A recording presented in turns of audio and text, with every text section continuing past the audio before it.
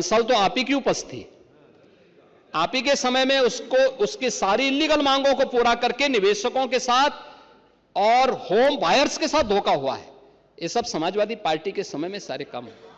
घर केवल 4 दीवारों का ढांचा नहीं होता है, बल्कि विश्वास, सुरक्षा और स्थायित्व का प्रतीक होता है।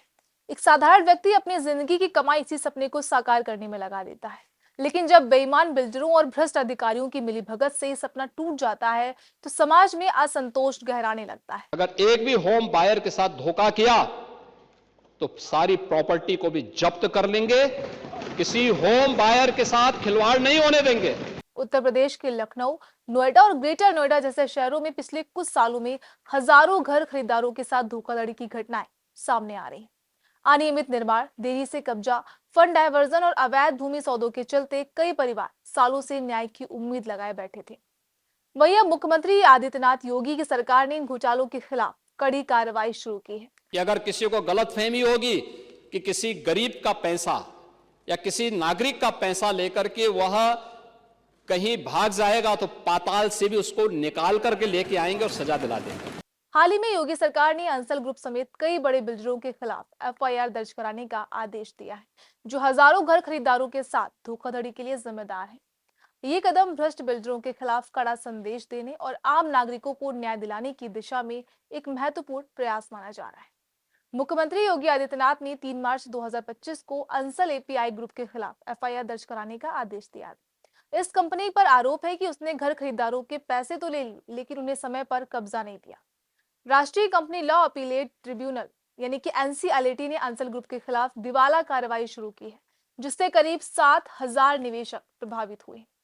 बता दें कि अंसल ग्रुप के खिलाफ कई गड़बड़ियां पाई गई, जैसे कि बंधन जमीन की अवैध बिक्री, ग्राम सभा और शहरी सीलिंग लैंड का अनाकृत हस्तांतरण, 432 एकड़ ग्राम सभा जमीन का अवैध उपयोग और लखनऊ विकास प्राधिकरण यानी कि एलडीए को 209 करोड़ रुपए का बकाया।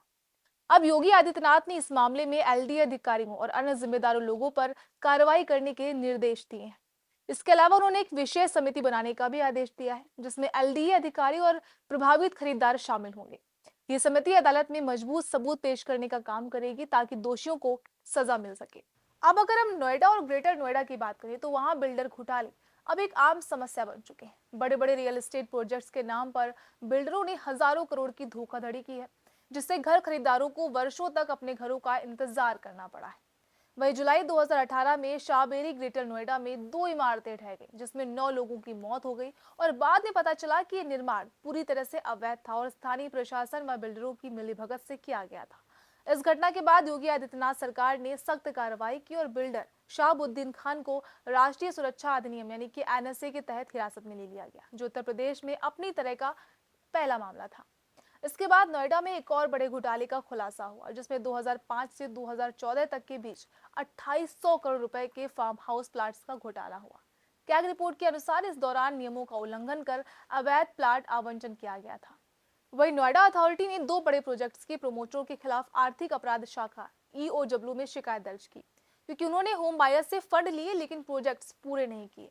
वही संपदा लिविया जैसे कुछ प्रोजेक्ट्स में बिल्डर पूरी तरह से विफल हो गए, जिसके बाद होम बायर्स ने खुद ही प्रोजेक्ट्स पूरा करने का निर्णय लिया। अब लखनऊ, नोएडा और गाजियाबाद में घर खरीदारों के संगठन लगातार इस मुद्दे को उठा रहे हैं। Noida state flat owners men association और Noida extension flat owners welfare association ने मुख्यमंत्री योगी आदित्यनाथ से मुलाकात कर 27 बिल्डरों की सूची सौंपी है, जो सबसे ज्यादा घर खरीदारों को परेशान कर रहे हैं। वही अगर बात की जाए सरकार की नई नीति और भविष्य की दिशा पर, तो मुख्यमंत्री योगी आदित्यनाथ ने स्पष्ट कर दिया है कि उत्तर प्रदेश में बिल्डर माफिया को पनपने नहीं दिया जाएगा, जिसके लिए सरकार कुछ महत्वपूर्ण कदम उठा रही है। ये अंसल तो आप ही की उपज थी। आप ही के समय में उसको उसकी सारी इलीगल मांगों को पूरा करके निवेशकों के साथ और होम बायर्स के साथ धोखा हुआ है। ये सब समाजवादी पार्टी के समय में सारे काम है। हमारे सामने उसको हमने कभी उसको ध्यान को नहीं किया। आपने उसके लिमिट को बढ़ाया था, हमने उसको घटाया था और शिकंजा कस करके आज उसको इस स्थिति में पहुंचा देंगे कि अगर एक भी होम बायर के साथ धोखा किया तो सारी प्रॉपर्टी को भी जब्त कर लेंगे। किसी होम बायर के साथ खिलवाड़ नहीं होने देंगे। लेकिन मैं इस बात के लिए भी आश्वस्त करूंगा कि अगर किसी को गलतफहमी होगी कि किसी गरीब का पैसा या किसी नागरिक का पैसा लेकर के वह कहीं भाग जाएगा तो पाताल से भी उसको निकाल करके लेके आएंगे और सजा दिला देंगे और सबको हम गारंटी देंगे कि उसका पैसा उसको मिल जाए। जैसे कि बिल्डरों के खिलाफ त्वरित कानूनी कार्रवाई, रियल एस्टेट सेक्टर में पारदर्शिता बढ़ाने के कड़े नियम, धोखाधड़ी के मामलों में अधिकारियों की जिम्मेदारी तय करना और रियल एस्टेट यानी कि रेरा के तहत घर खरीदारों को अधिक अधिकार देना। बता दें कि सरकार का ये कदम उत्तर प्रदेश में रियल एस्टेट सेक्टर को साफ सुथरा बनाने की दिशा में एक महत्वपूर्ण प्रयास है। तो उत्तर प्रदेश में बिल्डर घोटालों की ये कहानी सिर्फ आर्थिक धोखाधड़ी की नहीं है, बल्कि टूटते हुए विश्वास और एक न्यायपूर्ण व्यवस्था की मांग की है। योगी आदित्यनाथ सरकार का सख्त रुख और अंसल ग्रुप सहित अन्य बिल्डरों के खिलाफ की गई कार्रवाई ये साबित करती है कि अब घर खरीदारों को ठगने वालों को बख्शा नहीं जाएगा। ये खबर केवल एक रिपोर्ट नहीं है, बल्कि उन हजारों लोगों की आवाज है जिन्होंने अपने सपनों को घर को पाने के लिए संघर्ष किया है।